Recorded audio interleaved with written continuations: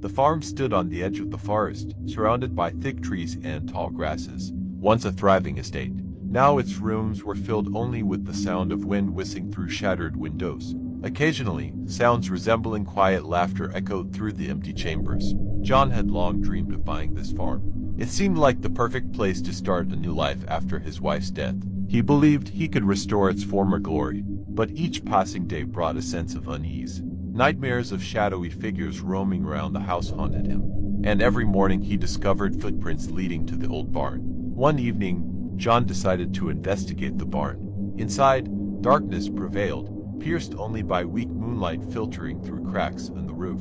He heard a rustle behind him and turned, but saw nothing. Suddenly, the door slammed shut, plunging him into complete blackness. The stench of rot and mold permeated the air. He attempted to open the door, but it wouldn't budge. Then John began calling for help, but received only silence in response. Abruptly, he sensed someone breathing close to his ear.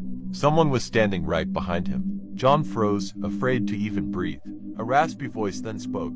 "You came here to take what's ours." John wanted to scream, but terror choked his throat. He felt cold fingers gripping his neck and knew his life was slipping away. The last thing he saw before losing consciousness was a dim glow in the corner of the barn. There stood the same shadowy figures from his dreams. The following day, neighbors found John dead in the barn.